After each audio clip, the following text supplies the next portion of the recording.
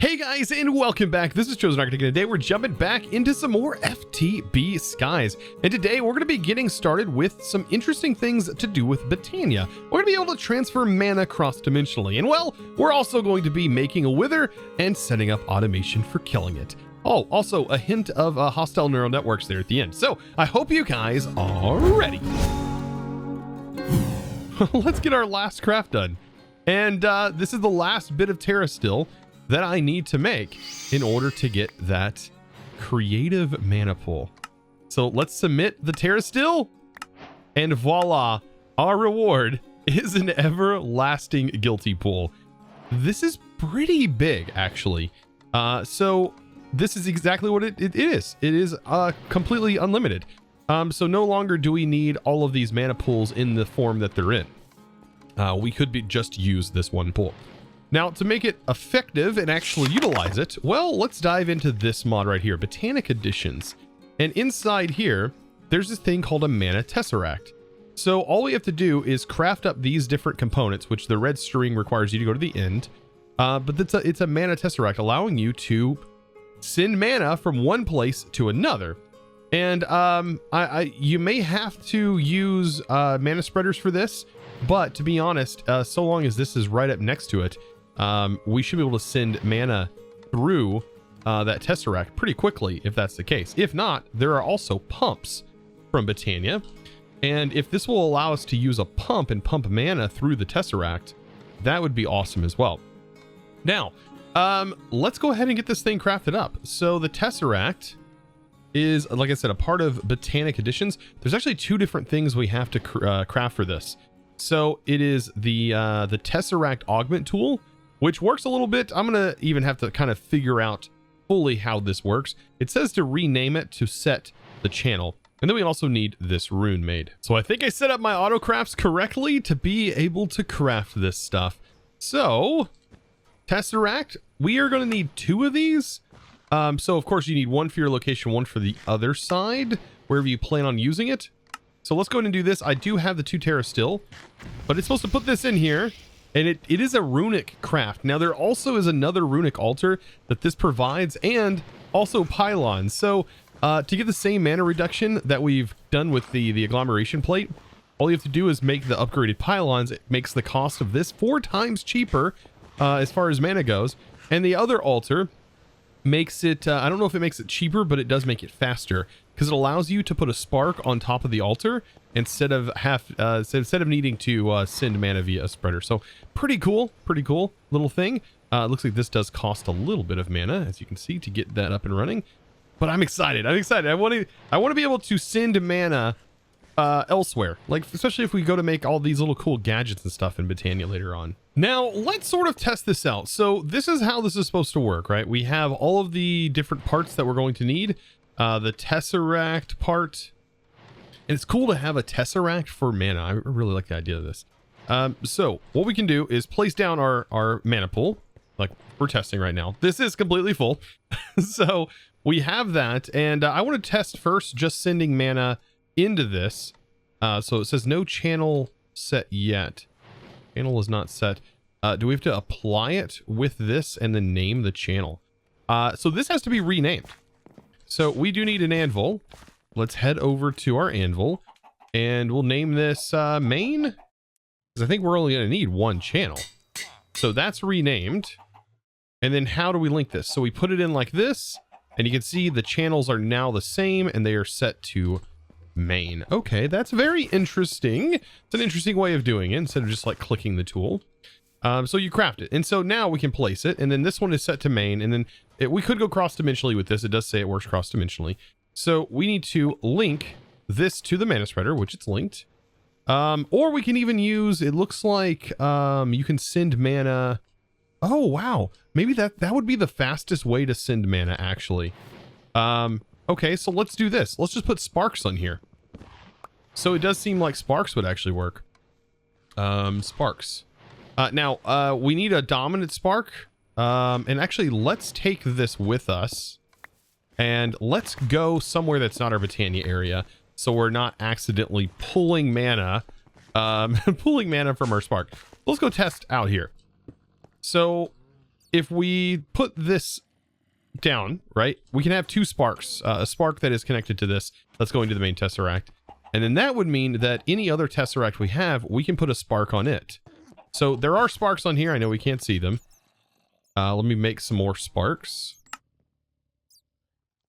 And so these are the sparks. Now, what we need to do is on this spark, which you can see right there, we put a dominant augment on, and that should allow that should pull the mana to this spark. Now we'll have a spark here, and we need another mana pull right here. And to fill this mana pull from this spark, what we should be able to do is place the spark on here, which is already here. There is a spark right here. Place a spark on this, and then give this spark a dominant.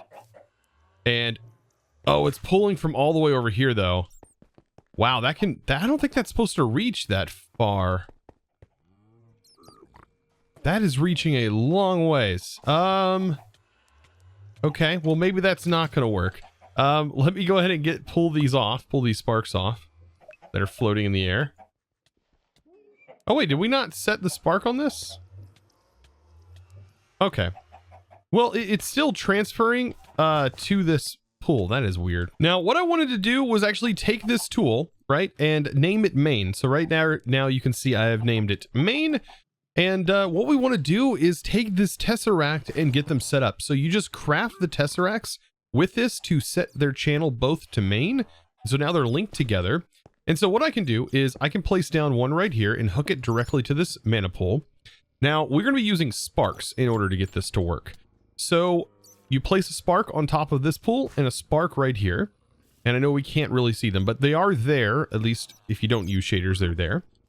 And then what we need to do is say, we want to put a dominant augment. I haven't explained augments too well, but if you put a dominant augment on a spark, it's going to pull from every other spark around it. So in our case, if we put the dominant spark on this and put a dominant augment, it's going to pull from this guilty pool. Now, at the moment, this Tesseract is set to send mana to the spark. And we actually don't want to do that. We want to take mana from the spark. And so we shift right click this to change. And you can see it is now sending mana into this Tesseract. And that's going to basically be like a mana pool. The Tesseract is sort of like a mana pool in an odd shape. So we should be able to now, over here to this mana pool, which is far away, we should be able to take this one, which is in the right mode, sparing to the spark, and then put a spark on here and a spark here, and then put a dominant augment on the mana pool spark. And you'll see it will start to fill this mana pool up. And that is how we can send mana to any mana pool that we want, anywhere we want now.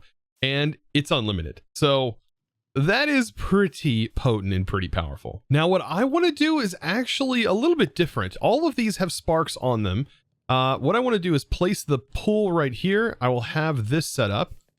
And unfortunately, these don't have sparks on them, so we can't really use that. But I want to keep these pools always full. So because they have sparks on them, I can take a spark here and place it on here, and a spark on this one.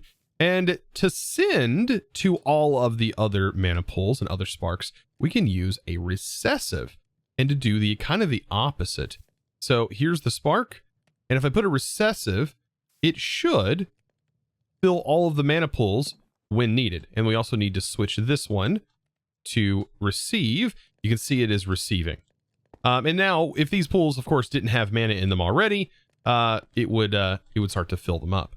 But for right now, we also have the access to this one, which we can just send wherever we want. So I'm pretty excited about this because there's a mob farm that we can actually set up that would be pretty powerful, as it would actually grant us dungeon loot.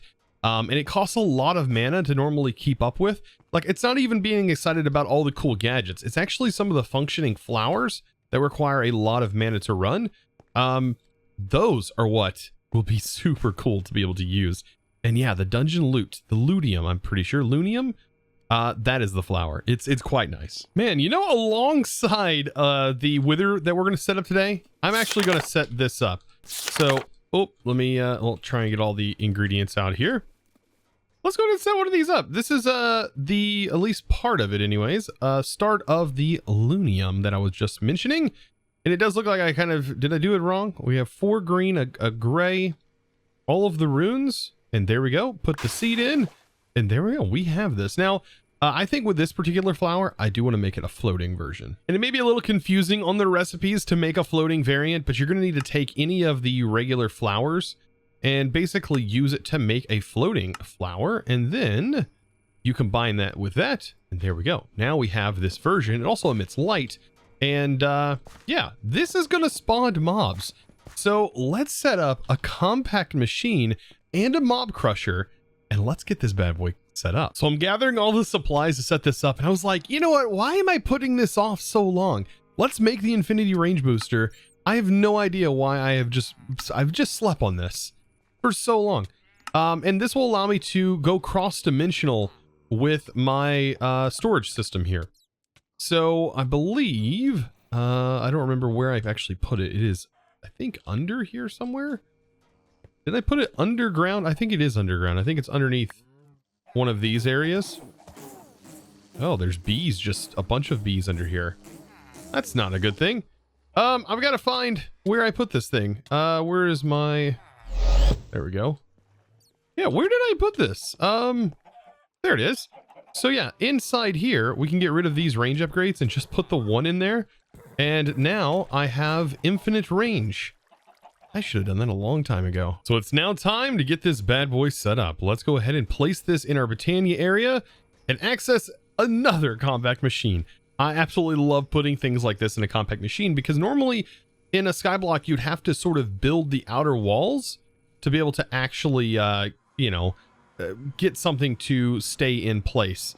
And it ends up just being block after block. So where you can take this and kind of hide everything. I really like that. Make it nice and clean looking. Now, let's get our mob crusher set up first. So mob crusher, well, you need to kind of go in the corner here, but also need to be rotated. So I think I have my rotation spell. One of these is rotate. Or I had a rotation spell set up. I probably should just, yeah, set this one up to rotate again. So let's do projectile. Actually, I might have a wrench that can do this. Can the configurator rotate a block? No, but this should, honestly, all of these wrenches should do that.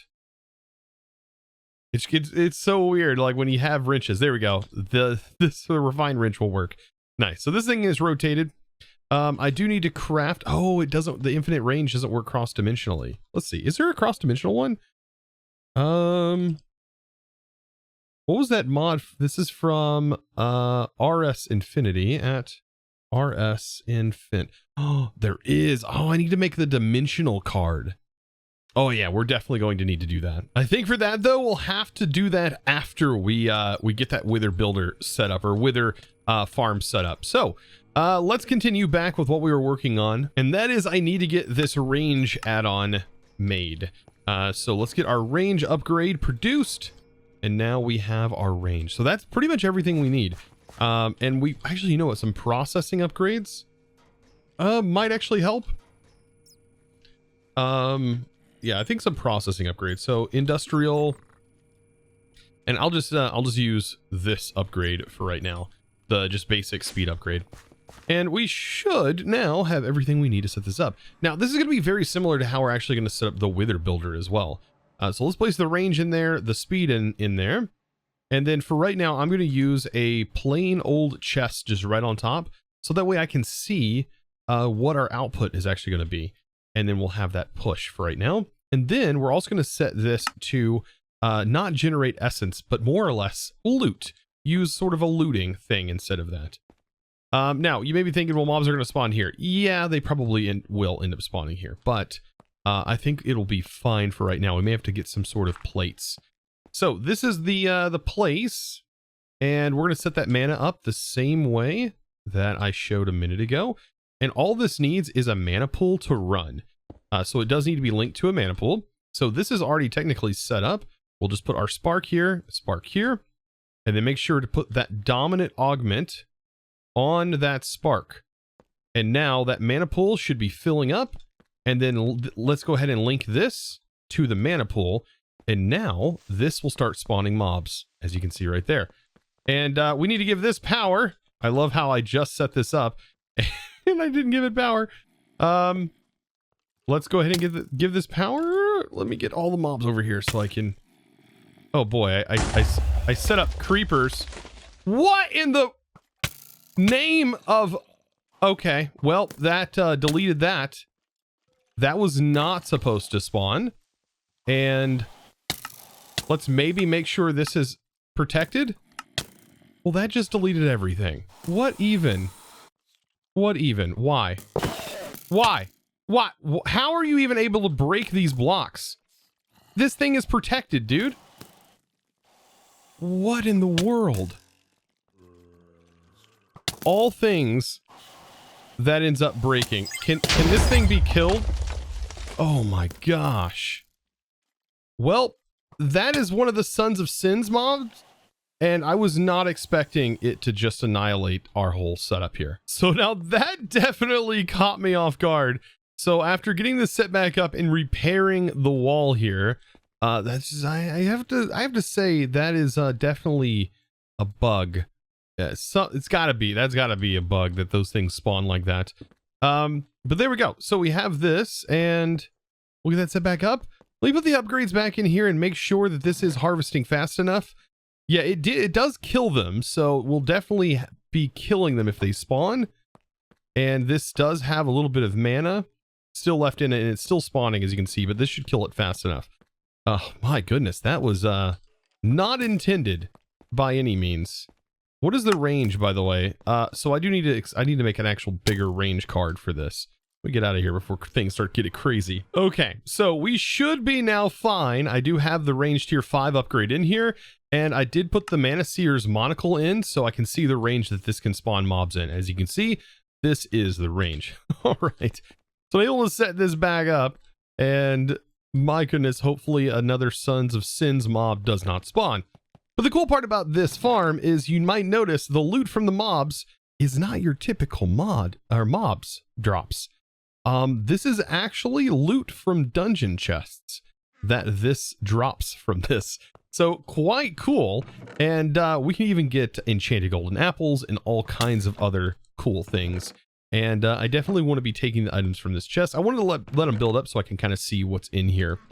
And what this actually generates. So I'm gonna let this build up for a little bit while we work on our other farm, and that is going to be the Wither farm. Oh, that was kind of weird. My head's gone. So let's get this Wither builder set up. So the way I kind of want to do this is on a requesting system. So I have my refined storage set up here, and we have a receiver set up wireless, and all we got to get this is rotated up, and I'm going to have a Wither builder on top of this. And what it's going to do is this should be able to send the exact items needed for this straight into here automatically, and then that will spawn the Wither above it. We can actually see where that's going to spawn the Wither, giving us enough room to put a cage around this. And now we do want to give this some space. We definitely want to give it, I think, an air block around, because the Wither can do some really weird things in the newer versions of Minecraft. It doesn't like to stay in a little 3x3. So I recommend giving it at least a single block of airspace on every single side of it. So yeah, I think I've gone about this all wrong. This is going to actually create a loop, and I can't have that happening. So the way I'm going to solve this is actually use an exporter on the Wither builder that is exporting both of these ingredients. Now, what I'm going to have to do in order for this to work is, well, let me just show you. So I'm definitely going about this all wrong. So instead of having a pattern that's requesting, let's have this always going and then shut off once it does reach its amount. To do that, an exporter is how I am going to actually do that. And we're going to export the ingredients. So skulls, and we will still need a crafting upgrade on this just to make the skulls, right? So the skulls are kind of important, and we need to make sure it can send those. And then we also need soul sand. And then I'll send the soul sand. Okay. I have my times, you know, where I struggle to kind of understand exactly how things are going to go. Now, we're still going to use a detector on this, though. So the detector, though, is going to say only work with a redstone signal. And then I will still do the, let's do 128. and nether stars. There we go. And then emit a signal when under the amount. So it will keep this powered on and will work until it has this many nether stars controlling this machine. Now over here, we're going to have to use an importer to import the stuff back into our system. And so this should work a little bit better. This will be a lot cleaner, actually. Let me move this to make it a little bit nicer looking as well. And I have to set this back up. So this right here is another example of the issues that we have with the player down here. So underneath these settings, we need to set allow fake player to allow. And then this should be able to work. I'm going to send a pulse. And now it should spawn the wither. Yes, it was just having an issue where it couldn't place the blocks because this is also considered a fake player. Now, I've had this problem in the past. I don't know if this is still this way, but there is a slight problem with building the wither over and over again. And that is it'll build and it doesn't give it enough time, as you can see right there, to build the next one because it's in the way. So that does pose a little bit of a problem. And it kind of breaks some of the blocks, I think, or is it being protected? It might be being protected, and if it's being protected, then I'll just leave it alone. Okay, so it is being protected. So yeah, so we can just leave it running. That's actually kind of nice. And there we go. We have another star automation happening. I know I had a few stumbles here and there, but that's bound to happen. And we can leave this machine and let it run. Now, of course, to finish up today's episode with a bang, we are going to finish up automating the simulation chamber and fabrication or loot fabricator for 3 different types of mobs. We need one for the generalized overworld prediction, one for the nether predictions, and one for the ender prediction. That's all I really care about for now. Here soon, I am going to be taking on the dragon and killing the dragon multiple times to at least get the base model. Once we have that, we should be able to get some predictions that'll get us a constant supply of dragon's breath, which I will be using for a mycelial generator. But until that point, I've got to capture myself a couple of things. I need to, 1, kill some more wither skeletons. So this is all going to go inside my deep learner. I did cover this a little bit early on. And so when this is in, you can actually have multiple mobs. So long as you have it inside there. I like to keep it in my offhand while I'm killing mobs so I can see it in the top left. Yeah, as you can see, we got 6 to kill. I got to get it up to at least its basic version because I don't really care too much. It will level itself up as it works its way through the simulation chamber. You can even speed it up with your time in the bottle if you really want to do that. So just killing 6 is more than enough. And then I also need to capture some Endermen. So I don't think I have... Oh, I do have an Enderman data model. So I guess I can actually get all of these done. And the Endermen, well, I should be able to kill those in the end. So this should be pretty fast. So long as these guys, well, they die instantly. I did remove my torch from here to get these guys to spawn a little bit better. And all I gotta do is kill 2 more. 1 more, and we're good. Oh, Enderman even spawn here. I don't think that counts towards the Enderman, though. They gotta be full Enderman. This is also, though, quite an easy kill. Also, did I just hear phantoms? I haven't actually seen any phantoms. Oh, those are special phantoms. Ah, that's a bad guy phantom there. I think it's an epic tier. Yeah, these guys can have some high damage numbers, so you got to be pretty careful around them. So to make this setup as clean and straightforward as possible, I have all of that set up right here and ready to go. So we have our simulation chambers on top, and then down below, we're going to want to kind of remove the connection that is going on in between here. We don't want those happening. These are logistical pipes that allow us to transfer items pretty quick. We don't need it to be super fast for this. We just sort of need it to work. And I also set up an extra one for later on when we get the dragon set up. But for right now, let's talk about the automation. So on top, I have exporters. These are going to have a crafting upgrade in them for each. These are very important. And also I have a prediction matrix crafting recipe already set up inside of one of these crafters down below. And then I just need to say, okay, send predictions to all of these machines. Very important that we get them in there. Now I don't have the cables hooked up to this yet. but we're going to get that situated here in just a moment. That's just as simple as hooking it into one of these. So before we get that turned on, let's set up what we're going to be doing. So this is going to be a slime data model going right here. It could be anything. Now these are actually kind of nice. The wither skeleton is going to be a nice nether one. And then this is going to be a end themed one. They're all kind of nice in their own right. This one's nice because it can provide more wither skulls to our already wither farm. And this is just slimes, and that's going to generate those resources down here. Now, it may be a little bit of a hassle to get those ingredients, but we're going to still set them up anyways. I just need to now that this is ready to go, just connect up my refined storage.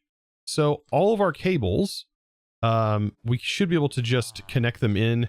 Let's see, let's do a line down the middle, and then we'll connect into the middle there. And now these should be sending once we connect it here. There we go. You see the predictions are now being made, and they're going to start to fill up, and it can hold 64. And then this is going to start running right now. If I speed a couple of these up just to get them going, we need to get these to actually produce some sort of resource right here. And it's going to go into our system. So if we do hostile neural networks, we can now see we have this, we have the generalized nether, and we are also producing the generalized ender. And then what we want to do is on this, we want to make sure these importers are filtered. We don't want to pull everything out of this slot because it will. We want the other material that's not this to go down and go into these loot fabricators. So we can go ahead and define that by doing this, and we should start getting some predictions. So right here is a wither prediction. So that'll go in here. And what I want to do is I want to select, and once you have it select, you don't have to worry about it anymore. You can choose what you actually want this to start producing. And that's pretty cool. That's pretty cool, right? I think for this, I'll just do 16 slimes. And that'll end up putting it over here. And then of course the importer is going to pull that out. And same thing goes whenever we actually get one of these done. Like if these actually start producing for once. But yeah, it should be pulling this out. It says the prediction, is this set to blacklist? No, we want to whitelist all of these. Make sure these are all set to whitelist as well. There we go. I think that's just about it for this setup. Yeah, the only thing I have left is to kind of wait for an ender one to produce, and then we shouldn't see any others building up. You can see once they're defined, they're ready to go. I think the only thing that would work is maybe getting some upgrades on here, but I think it's going to be fast enough to handle everything. So there we go. That was a super simple introduction to hostile neural networks. And of course, I definitely want to make sure these have a home in the storage drawer network and make sure they are all wrapped up and ready to go. Now, of course, we have one last thing to do before we wrap up today's episode, and that is going to be to dive into that compact machine and let's see what items we have received thus far. Okay, so I don't actually know if this is working while I'm not here. But it does seem like we are getting some pretty decent items. We're getting chance cubes and a whole bunch of other things, but I don't know if it's working while we're out, because I would have assumed that more items should be in here. So it is definitely working off camera. I just, or while we're not here, it is definitely working. I just, for some reason, it builds up in here sometimes and the output doesn't actually output. So don't trust this output to actually output the items, because it can actually block. But we do get ancient tomes from here, which is kind of cool, from Cork, and we should get runes and stuff like that that we should only be able to get via here. I would really love some runes, able to remove enchants. But yes, as you can see it's building up. So you are going to need like an item pipe to pipe from here to here. And the goal is to just have all this going to refined storage. So guys, with all that being said, I hope you enjoyed today's episode, and I hope you learned something from it. Of course, all the wither setup, and I learned something with the Botanic Additions mod. and how to set up all of that wireless Britannia mana. That's pretty sick. That was actually my favorite part of today's video. Guys, I hope you enjoyed. Of course, let me know down in the comments below what your favorite part of today's video was. And at this point, it is time to thank the supporter of today's video. And that huge thanks for today is going to Jonathan H. Thank you so much for your amazing support, by the way, over on YouTube, becoming a YouTube premium member, a YouTube member, and joining our memberships there. Of course, you can find that. It's literally right next to the subscribe button. There's a little join button if you're interested in checking that out. It does get you access to all kinds of cool things over on the Discord. So be sure to also join the Discord as well. You don't have to be a premium member to join the Discord, but you do get extra perks for doing so. And of course, guys, I would love to see you over there. I hang out all the time, and I hang out in the voice channels and hang out with everybody, not just supporters. So be sure to check that out, discord.gg/ChosenArchitect, and join the amazing community today. Guys, I appreciate you so much. Thanks for watching. And of course, I'll see you in the next video. And of course, I'm repeating myself again, as always. Thanks for watching. Now, this should smell pretty good. Oh, no, nope. I'm wrong again. Why does everything smell so bad?